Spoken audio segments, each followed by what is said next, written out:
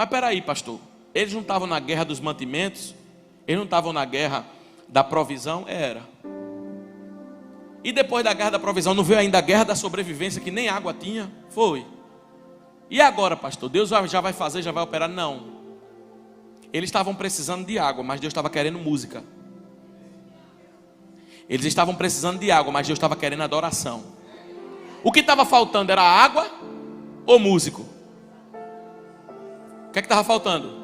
A água. O problema, a escassez era? Mas Deus disse, o que está faltando para mim não é água, porque no meu celeiro tem. O que está faltando para mim é você me adorar.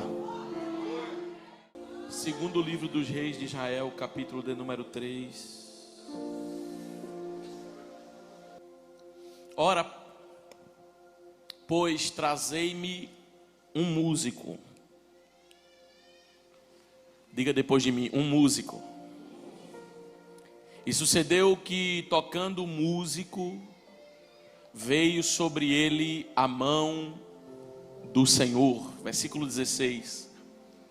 E disse, assim diz o Senhor: fazei neste vale muitas covas. Em outras versões, fazei nesse vale muitas cisternas. Versículo 17 para encerrar.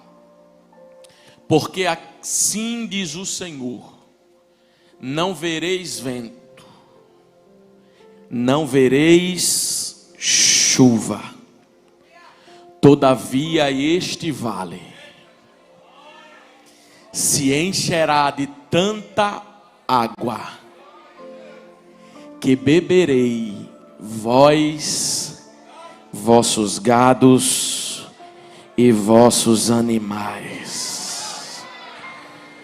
Não vereis vento e nem chuva, todavia este vale se encherá de tanta água, que beberei vós, vosso gado e vossos animais. Pai, aqui está a tua palavra, que não precisa de complemento, mas da revelação do teu Espírito.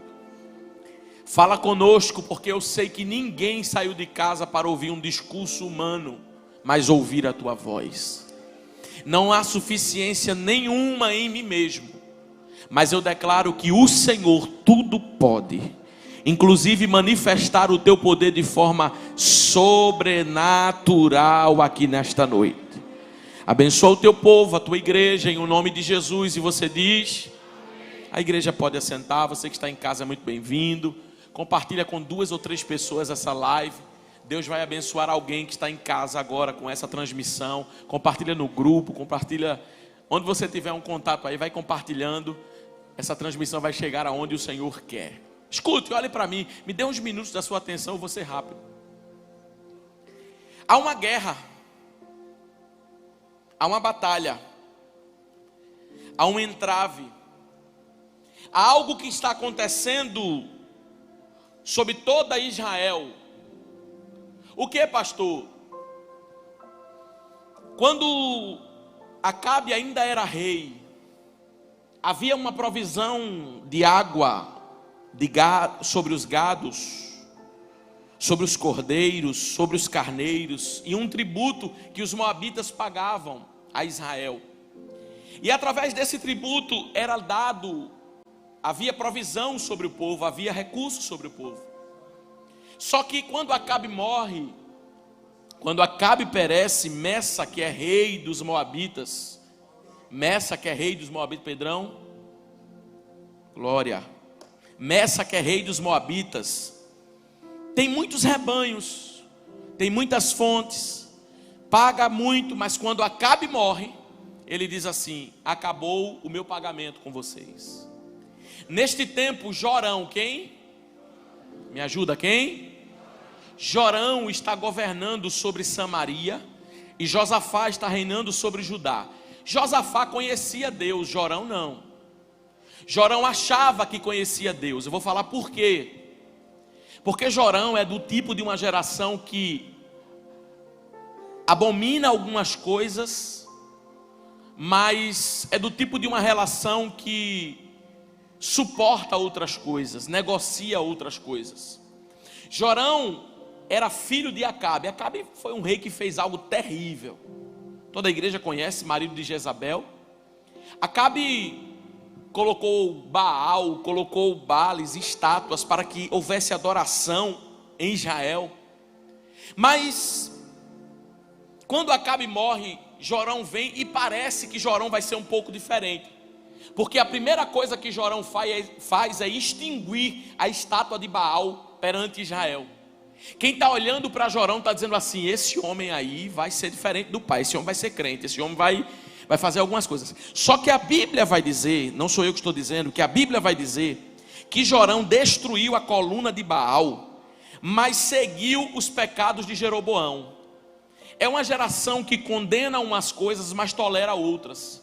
É uma geração que acha assim: eu sou um homem bom, eu sou uma mulher boa, então se eu pratico o que é bom ou uma justiça, as outras coisas eu posso abrir mão, eu posso fazer qualquer outra coisa. Só que Deus não aceita ninguém pela metade. Deus não quer metade de você, Deus não quer 90% de você, Deus quer você por completo. Deus quer você inteiro para Ele. Deus quer você 100% nas mãos dEle. Então Jorão, ele condena a estátua, mas segue os pecados de Jeroboão. Além disso, os maus procedimentos de Jorão faz Israel pecar, faz Israel falhar, faz Israel se desviar dos caminhos do Senhor. Aí a Bíblia vai dizer que no meio disso vem uma guerra, no meio disso vem uma tribulação. Talvez Josafá estava diante de Deus naquele momento e podia dizer assim: mas por que eu estou passando por isso? Só que o reino não era só de Josafá, o reino era Josafá com Jorão. Porque enquanto Jorão cuidava de Samaria, Josafá cuidava de Judá. Então dentro de um mesmo território houve uma guerra. Aí você pergunta para mim: pastor, mas o que é que Josafá fez para que essa guerra acontecesse? Nem sempre as guerras que se manifestam é por conta de nós, mas por quem está no nosso território. Mas deixa eu lhe dizer uma coisa aqui nessa noite. Deus precisava mandar essa guerra para trabalhar na vida de Jorão. Quando no teu território acontecerem algumas guerras que não é por conta de você, fica tranquilo, porque tem Jorão no território que precisa aprender. E Deus sabe a maneira de prostrar Jorão. Deus sabe a maneira de fazer Jorão dizer assim: ora por mim, ou eu preciso orar.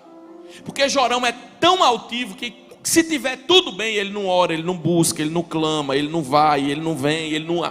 Mas se alguma coisa der errado, ele já começa o coração a amolecer. Então diga para o seu irmão: Deus sabe como trabalhar.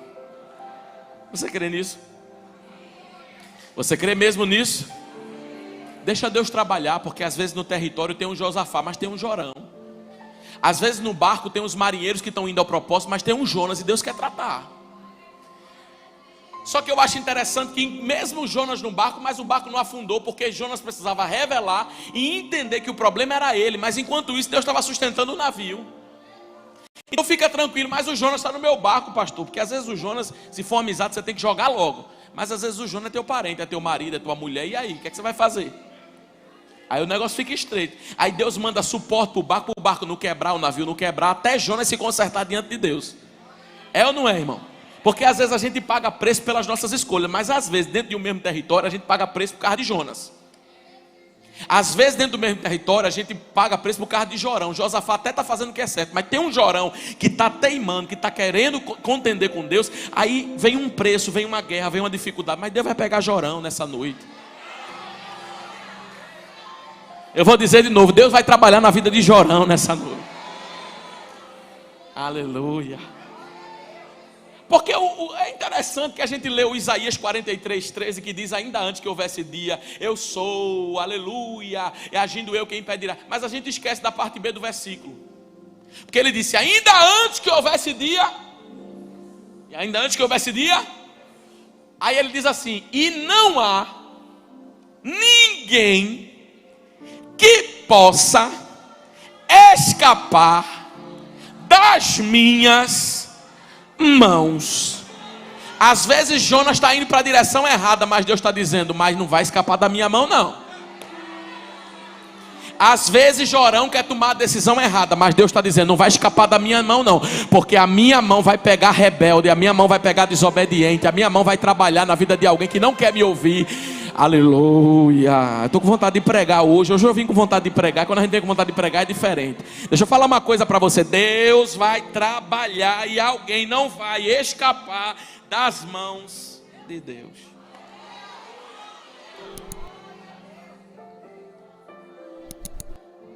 Aí a Bíblia diz que Jorão, olha como Deus sabe trabalhar.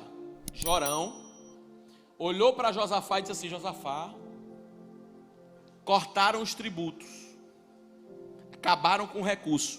Vamos fazer o seguinte, vamos se juntar. Opa!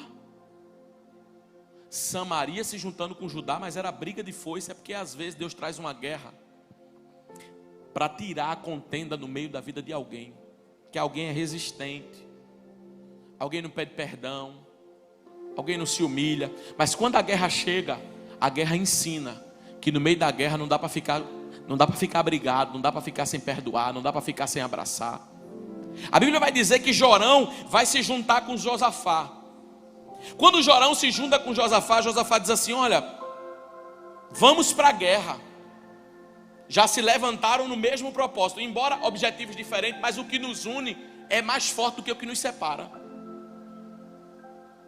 Quando você olha Pedro e João no capítulo 3 de Atos subindo, você vê que Pedro é de um jeito, João é de outro. Pedro colérico, João discípulo do peito, calmo, fleumático. Só que eles estavam subindo, embora muito diferente, mas eles entenderam: o que nos une é mais forte do que o que nos separa. Tu tem o teu jeito, eu tenho o meu, mas a gente precisa estar junto, porque só vai subir para a oração quem tiver unido.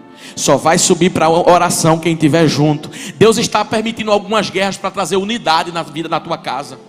Deus está permitindo algumas guerras para trazer unidade no meio da tua família. Deus está permitindo algumas guerras para trazer unidade no meio da tua parentela. Deus vai suscitar algumas guerras para que a unidade chegue. Aí a Bíblia vai dizer que eles sobem e vão lutar a guerra. Eles sobem e vão lutar, e eles se preparam, armam despojos, armam tudo, pegam os mantimentos. Olha, o que é que a gente precisa? A gente vai para a guerra. Mas a Bíblia diz que no meio de onde eles estavam para guerrear, eles calcularam que a água que eles tinham e o pão que eles tinham daria para a viagem inteira. Só que no meio da guerra a água faltou. Diga depois de mim: acabou a água. Fale mais forte: acabou a água. Fale pela última vez: acabou a água. Aí a Bíblia vai dizer que quando a água acaba, porque já estava dentro de uma guerra e agora tem outra. Qual, pastor? A primeira guerra é guerra por território, é guerra por sobrevivência, é guerra por provisão. Só que a segunda guerra é guerra por sobrevivência, porque sem tributo até a gente vive, mas sem água não. Aí o que acontece, pastor? Acontece que Jorão olha para Josafá e diz: não, agora o negócio estreitou de verdade, o que é que a gente vai fazer? Irmão, um homem que era filho de Acabe, o homem que se prostrava diante de Bales, de Baal, de Azerá. Imagina comigo. Aí Josafá diz assim: eu tenho uma receita, Jorão. Qual é? Tem um profeta. Tem um profeta que nós vamos consultar ele, e ele vai nos dar uma palavra de direção. A guerra vai manifestar, primeira coisa, para trazer unidade. Segunda coisa, a guerra vai manifestar para entender que alguém precisa descer na casa do profeta e começar a buscar a Deus. A guerra vai se manifestar para alguém entender, até porque no versículo de número 12 a Bíblia vai dizer que o rei de Edom, junto com o rei de Israel, Josafá, desceram ao encontro do profeta. Porque tem gente que não desce de jeito nenhum. Aí basta Deus mandar uma guerra, basta Deus mandar uma luta, que Deus diz: deixa Jorão na minha mão que eu sei fazer ele descer. Deixa Jorão na minha mão que eu sei permitir a falta de água para ele entender: se eu não buscar a Deus agora, eu morro. Porque tem hora, irmão, que a gente busca até a Deus porque está faltando uma coisa, está faltando. Mas quando chega naquela berlinda que a gente se encontra na parede, ou vai ou racha. É ou não é? É ou não é? Aí tem gente que é resistente. Aí Deus diz: eu vou tirar até a água, porque sem água ele não vive, para que ele aprenda a descer na casa do profeta, no encontro do profeta, buscando uma palavra do profeta, porque ele não tem solução, mas eu que fechei a porta, já sei o que vou fazer, como vou fazer, da maneira que vou fazer, e o meu nome vai ser glorificado. Então, pelo amor de Deus, quando a água acabar, pelo menos duas coisas não faça. Primeiro, não coloca a culpa em pessoas não, porque a gente tende a procurar um culpado. Às vezes o culpado é a gente mesmo, mas a gente foi fulano. Segunda coisa, quando a água acabar, não coloca a culpa em Deus não, que essa ainda é pior. Porque tem gente que a água acaba e a gente está dizendo assim: mas Senhor, eu fiz a minha parte, fiz o que o Senhor mandou, estou indo para a guerra e agora a água acabou. O que é que está acontecendo, Jesus? O que é que está acontecendo na minha vida que o Senhor não está agindo, que o Senhor não está trabalhando? Irmão, isso é um pecado. A gente olhar para Deus e dizer que Deus não está olhando para mim. A gente olhar para Deus e dizer: Deus não está me vendo. Deus parou de trabalhar na minha vida. Isso é um pecado, porque a Bíblia diz que desde a antiguidade nunca se viu, Isaías 64, nem se ouviu, nem com o ouvido se percebeu um Deus que trabalha, um Deus que trabalha, um Deus que trabalha, um Deus que trabalha, um Deus que trabalha, um Deus que trabalha. O problema não está em Deus, o problema não está em Deus, o problema não está em Deus, o problema nunca vai estar em Deus. Deu errado, aconteceu, acabou a água, mas é para você descer, é para você chegar na casa do profeta, é para você buscar a palavra de Deus, é para você se posicionar, porque Deus sabe trabalhar e Ele é perfeito no que Ele faz, Ele é perfeito na maneira que Ele age, Ele é perfeito na maneira que Ele trabalha. Então descansa nessa noite, o erro não está em Deus. Aí a Bíblia vai dizer que eles descem, porque acabou a água. Quando a água acaba, eles descem até Eliseu. Eliseu, homem de Deus. Pois não, meu jovem. Não, meu filho. Eliseu, a guerra está tão grande que nem água tem. Eliseu vai consultar ao Senhor. E quando Eliseu consulta a Deus, aliás, eles vão consultar Eliseu. E quando Eliseu é consultado, Eliseu diz assim: trazei, diga depois de mim, trazei. Não, fala mais forte, trazei. Fala mais forte, trazei um músico. Na minha versão diz assim: trazei um tocador de harpa. Põe aí na King James atualizado, que eu gosto de mostrar para a igreja só o versículo 15. No entanto, trazei-me agora um tocador. Trazei-me agora um tocador. Trazei-me agora um tocador de harpa. Mas peraí, pastor, eles não estavam na guerra dos mantimentos? Eles não estavam na guerra da provisão? Era. E depois da guerra da provisão, não veio ainda a guerra da sobrevivência, que nem água tinha? Foi. E agora, pastor, Deus já vai fazer, já vai operar? Não. Eles estavam precisando de água, mas Deus estava querendo música. Eles estavam precisando de água, mas Deus estava querendo adoração. O que estava faltando era água ou músico? O que estava faltando? A água. O problema, a escassez era? Mas Deus disse: o que está faltando para mim não é água, porque no meu celeiro tem. O que está faltando para mim é você me adorar. O que está faltando para mim é você me engrandecer. O que está faltando para mim é você adorar. Agora não é adorar de qualquer jeito não, é adorar no vale. É adorar na prova. Deixa eu perguntar uma coisa para você: tem repertório para o vale ou só tem repertório para o monte? Hã? Tem canção para o vale ou só tem canção para o monte? Porque o louvor é tão poderoso que enquanto você está louvando, enquanto você vive uma vida de adoração, até a tristeza que está dentro de você sai.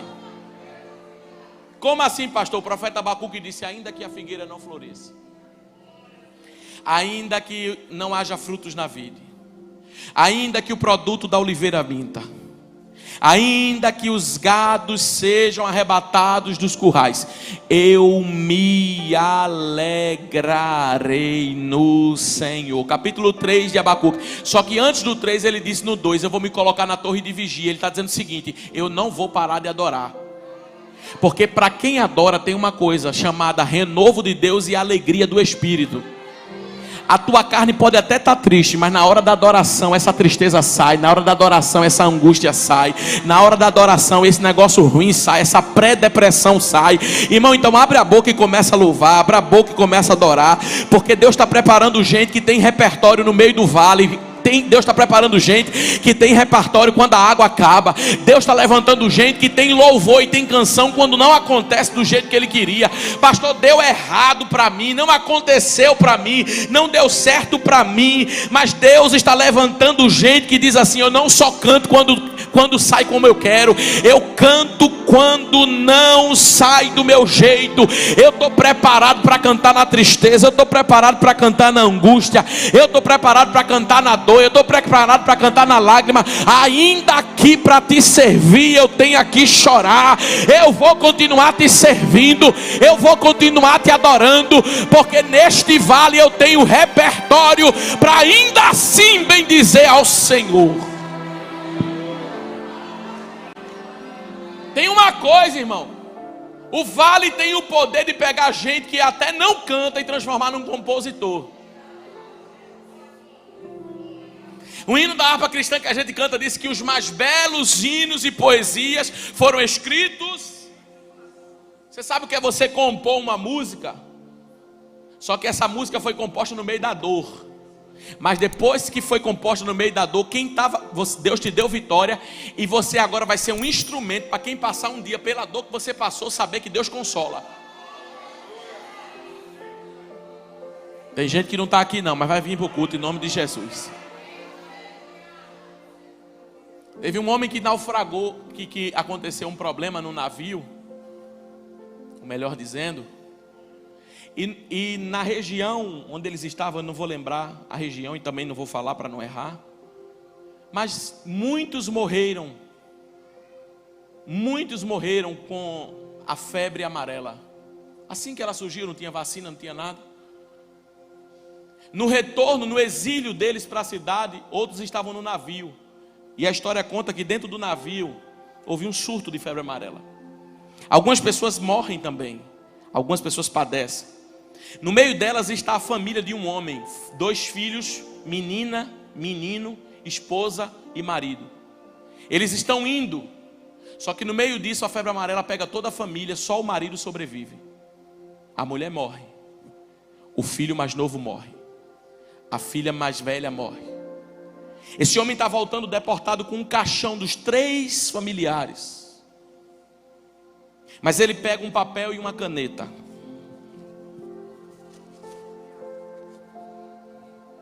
Com os 3 caixões, e começa a escrever assim: se paz a mais doce me deres gozar, se dor a mais forte sofrer, ó seja o que for, tu me fazes saber que feliz com Jesus sempre sou.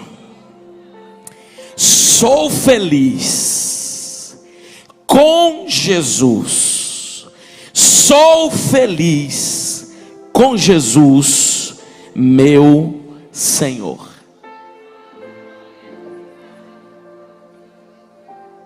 A dor deste homem foi transformada em uma canção.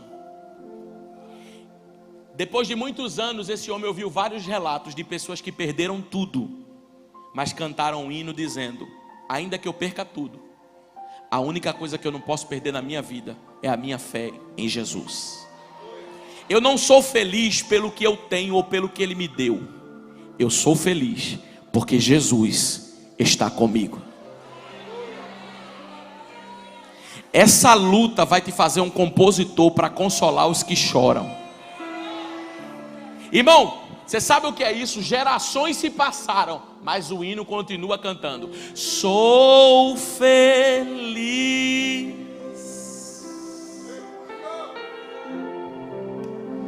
com Jesus.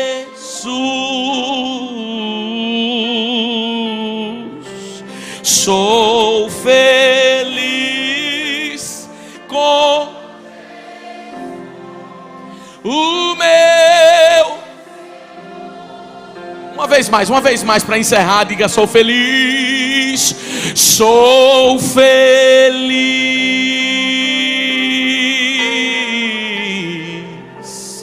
com Jesus. A família morta no caixão e ele cantando isso e dizendo: eu sou feliz, sou feliz com Jesus, o meu Senhor. Sabe por quê? A água acabou, mas ele está dentro do teu barco. O pão faltou, mas ele está com você. A adversidade chegou, mas ele está te sustentando. Eu quero dizer uma coisa para você. Tem gente que está dizendo assim: Senhor, eu passo por tanta coisa e não sei como é que eu estou de pé. Está de pé porque a mão de Deus está te segurando. Está de pé porque a mão de Deus está te sustentando. Está de pé porque a mão de Deus está te ajudando. Você não é feliz e não será pelo que vem, pelo que virá, pelas conquistas, pela torneira que vai abrir, pela porta que vai. Você é feliz é com Jesus. Com Jesus. Mas não deu certo para mim, pastor. Faz anos que eu estou tentando fazer algo e não dá certo. Mas a minha alegria, a minha felicidade não está nas circunstâncias. Se ele fizer, ele é Deus. Se não fizer, ele é Deus. Se abrir, ele é Deus. Se fechar, ele é Deus. Se a doença vier, ele é Deus. Se curar, ele é Deus. Porque eu sou feliz com ele. Levante a mão para adorar. Meio minuto de adoração. Há uma satisfação que só quem serve a Deus sabe. É no meio da tristeza que você tira a fraqueza, porque tem um Deus que está com você.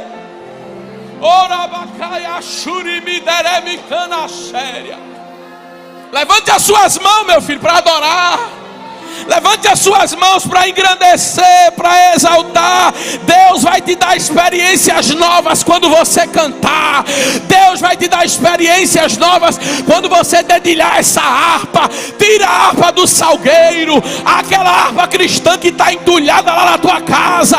Tira e volta a cantar, volta a adorar. A água não chegou ainda não, mas você já está adorando, adorando, adorando, adorando, adorando, adorando, adorando, adorando. Tem composição aí na galeria, tem adoração lá atrás, tem adoração na nave da igreja, tem adoração no meio dos obreiros. Adore!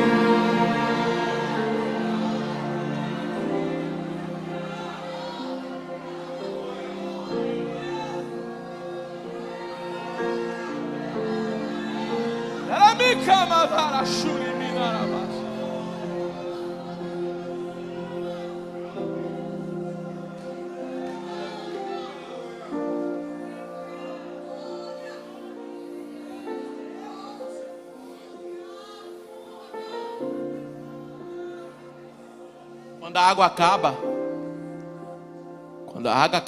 acaba, a gente fica com várias alternativas, mas só tem uma opção.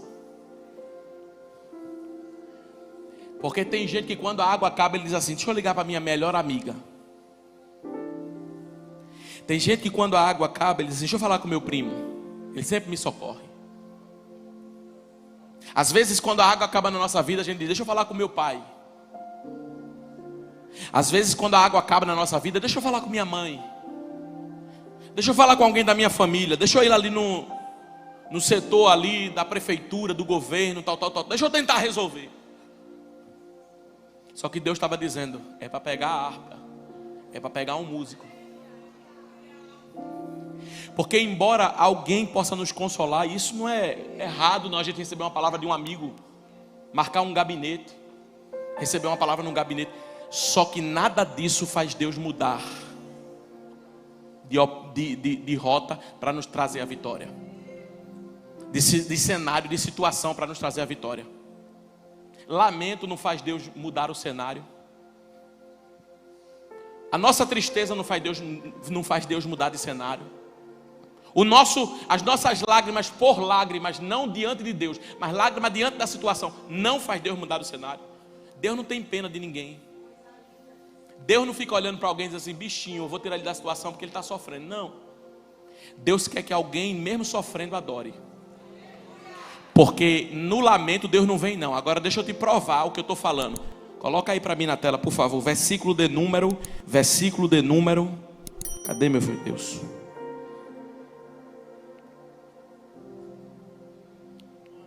Versículo de número 15, parte B do versículo. Enquanto o músico, na minha versão, viu? Enquanto o músico dedilhava, pastor, não estou entendendo, uma hora é uma versão, meu filho, para você ficar ligado aí, glória a Jesus. Enquanto o músico tocava a harpa, enquanto tocava,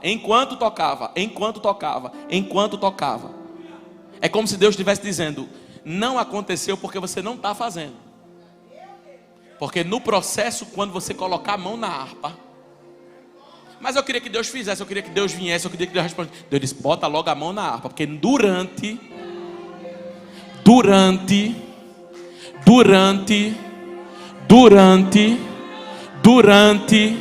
tem coisa que Deus nem vai deixar para depois. Paulo e Silas só precisou cantar na hora do louvor, na prisão, durante, não foi nem depois do louvor, no meio do louvor, Deus disse, manda terremoto, anjo. Você não tem noção do que Deus vai fazer durante. Você não tem noção do que Deus vai fazer durante a oração da igreja, durante o clamor da igreja, durante a igreja voltar para o altar, durante a igreja adorar para Deus, durante a igreja se... Durante, não vai ser depois não, vai ser durante. Deus, está escrito, a mão poderosa veio. Não estava não, mas veio. Não estava perto não, mas chegou. Não acontecia não, mas chegou.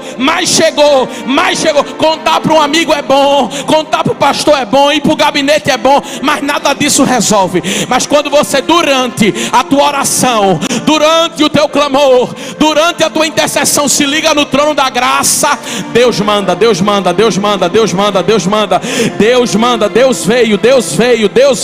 No lamento nada aconteceu, na falta de água nada aconteceu, mas na adoração houve resultado. Veio sobre ele a mão do Eterno. Olha o próximo versículo, irmão. Se tu não der glória agora, eu vou pular aí, com o joelho doendo, mas eu pulo. E ordenou, assim diz. A murmuração, Deus não falou nada. O lamento, Deus não falou nada. O silêncio, Deus não falou nada. Mas na hora que durante eles decidiram entrar no processo e na guerra com Deus e usar as armas espirituais, a Bíblia diz assim, assim diz o Senhor. Porque o poder da adoração faz até o silêncio de Deus ser quebrado.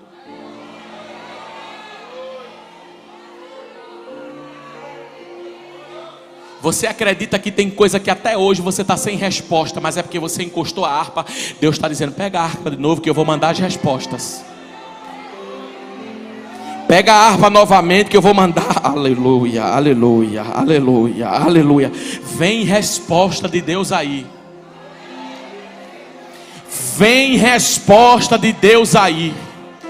Até os 14 versículos da história, irmã Fabiana, Deus abençoe sua vida.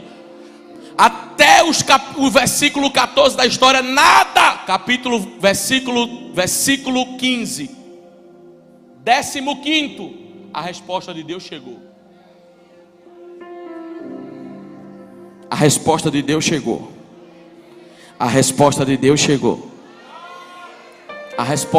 chegou. Volta para a adoração, porque Deus está querendo mandar resposta. Aí a Bíblia diz, volta lá para o texto, a Bíblia diz, assim diz o Senhor, fazei, agora põe a outra versão, fazei cisternas, procura a versão que diz fazei cisternas aí, pode ser, cavem muitas, espera aí pastor, não estou entendendo nada. Não tinha água, não tem água, e Deus está mandando cavar cisterna.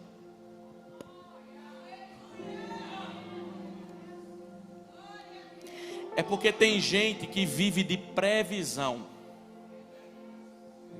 mas tem gente que vive de provisão. Você sabe qual é a diferença de previsão para provisão? É que previsão eu fico parado e quando eu vejo eu faço, mas provisão é não chegou, eu não estou vendo, não está na minha frente, mas eu adoro. Quem confia na previsão só adora se vê alguma coisa. Quem confia na provisão, mesmo sem ver, adora.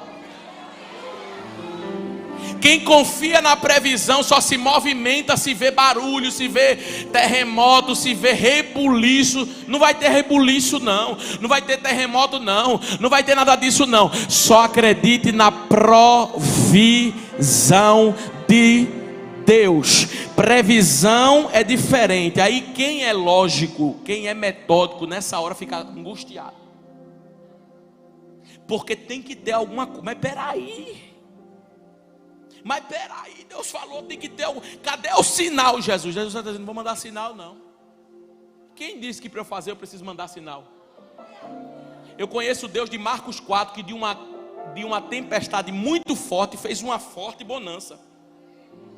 Não está escrito que ele fez a tempestade meio que se acalmar um pouquinho, para depois se acalmar mais. Para alguém que estava no barco dizer assim, já está dando sinal que está se acalmando, vai se acalmar. Não. Às vezes a tempestade é grande, mas a bonança que vai vir também é grande. Porque o Deus que muda a situação é o Deus que nós adoramos. E para Ele mudar não precisa de sinal e nem de previsão. Ele muda sem ter previsão, porque a provisão é quando não tem chance, nem probabilidade, mas Ele diz, eu vou prover. Qual era a probabilidade de Abraão subir num monte e ter um cordeiro em cima de um monte? Nenhuma. Só que o Deus que criou o mundo de nada, fez tudo, precisa de alguma coisa dessa? Enxergar um homem com a espada na mão, um escudo, sabendo lutar como rei, é muito fácil. Só que Deus olhou para um pastor de ovelha, fedendo a ovelha, no meio de um campo, e diz, ô Samuel, vai na casa de Jessé que eu me provi de um rei. Porque crente não vive por vista. Às vezes Deus bate o olho na vida de alguém, e alguém diz assim, ele não dá para isso não, ela não dá para isso não. Porque você está vendo por previsão. Porque Deus já olhou por provisão e diz, é aquele que eu escolhi para ser um rei. Não tem roupa de rei, não tem jeito de rei, não tem fala de rei. Você lembra que quando Deus chamou Amós, ele disse, meu filho, eu não sou profeta, nem discípulo de profeta, eu sou colhedor de árvore. Eu nem tenho jeito, nem tenho cara. Você não tem jeito, não tem cara, mas a provisão de Deus bateu o olho em você e disse, é você que eu quero. Deus, eu estou sentindo Jesus aqui. Capacidade de Deus é olhar para alguém que não é e dizer, eu já estou vendo ele ser. Que tu vê, Jeremias, veja uma vara como de amendoeira, viste bem. Porque esta vara de amendoeira, ela floresce antes do tempo. É para tu saber que eu velo para cumprir a palavra que eu falei. Cavar cisterna quando tem água é muito fácil, mas Deus está dizendo para a igreja, cave cisterna sem ver água. Você lembra da mulher de 2 Reis 4? Eu vou falar um segredo aqui para a igreja. Tem gente que era para estar vivendo um milagre muito maior, porque em uma área da minha vida Deus falou isso comigo. Meu filho, lá atrás você viu pelos olhos da previsão, aí você cavou pouca cisterna, mas era para você ter cavado muita. Porque quando a viúva estava sem dizer, o que é que tem na tua casa? Um pouquinho de azeite, vai buscar muita vasilha e não pega pouca não.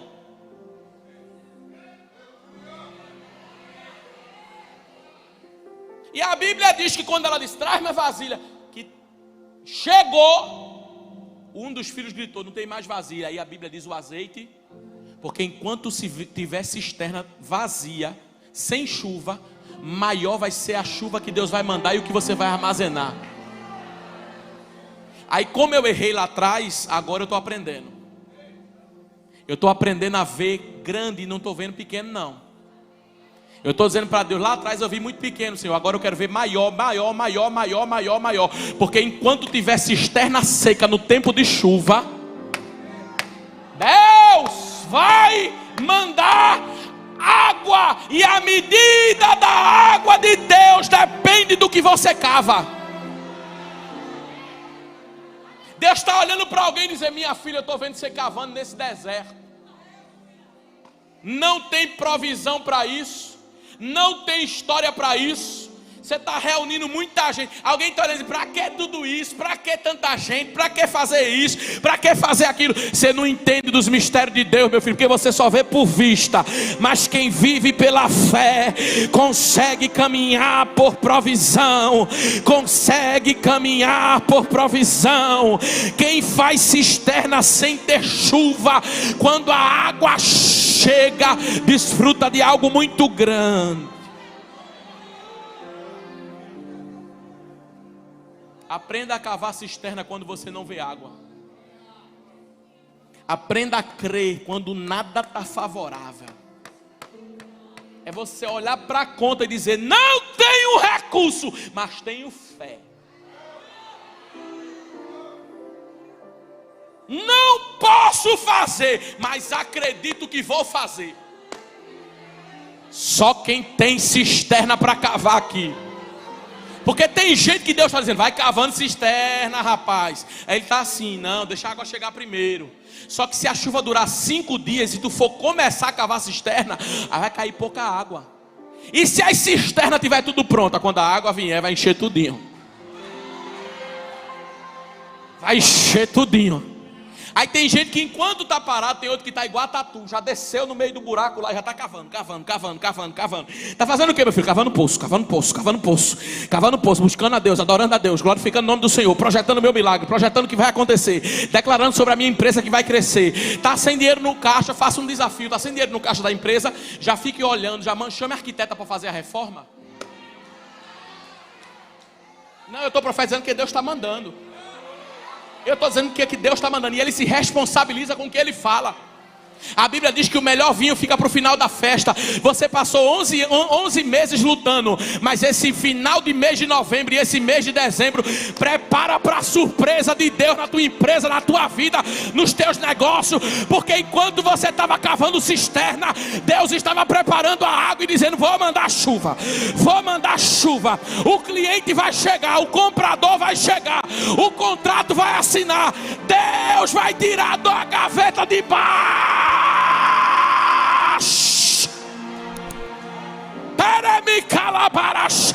Recebe. Ainda essa semana, assim diz o Senhor, vai fechar o negócio da improbabilidade que não tinha jeito. E Deus manda dizer algo para alguém aqui. Alguém até vai voltar atrás. Já tinha dito a palavra que não ia fechar e que não ia resolver. Prepara que se eu sou profeta, o telefone vai tocar essa semana.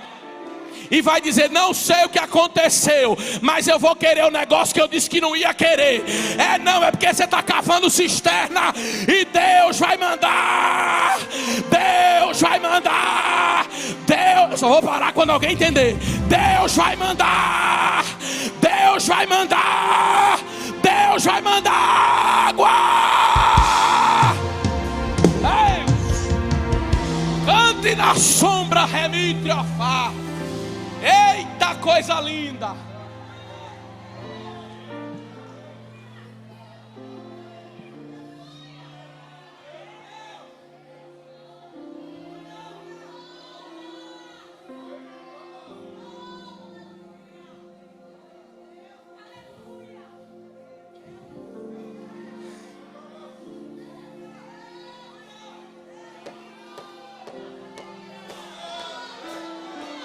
Vai cavando cisterna.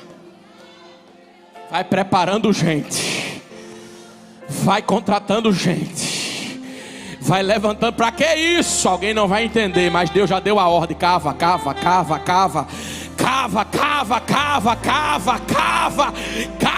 que eu vou mandar água.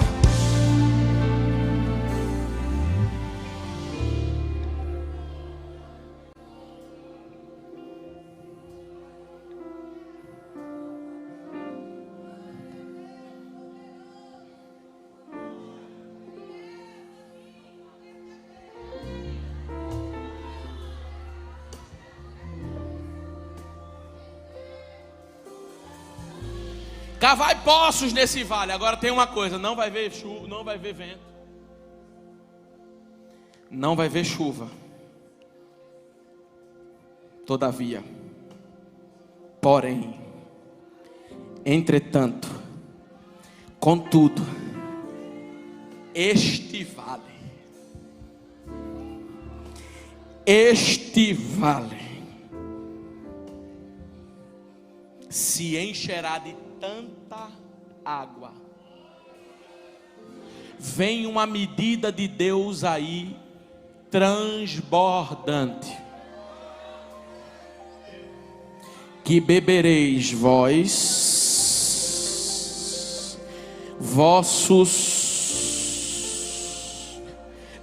rebanho e vossos animais. Aí eu pergunto para a igreja: a água veio no mesmo dia? Não. Pastor, Deus não estava dizendo, se eles cavassem naquele dia, Deus não podia mandar chuva? É que Deus quer que você entenda que enquanto você cava, Ele está dizendo: hoje você cava, mas amanhã eu mando a chuva.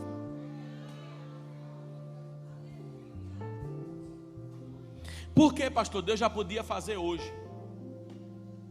Deus já poderia fazer agora. É que Deus está dizendo: enquanto você canta, enquanto você projeta do teu futuro, do teu amanhã, enquanto você me adora no domingo, da tua segunda-feira eu cuido. Enquanto você me adora nessa semana, na outra semana eu faço a provisão chegar. Eles recebem de Deus a promessa. Aí eles ficam: meu Deus, Deus vai mandar água, Deus vai mandar água, Deus vai mandar água. Como se não fosse suficiente. O último versículo que eu quero ler, versículo 18, para encerrar, diz assim: Mas isso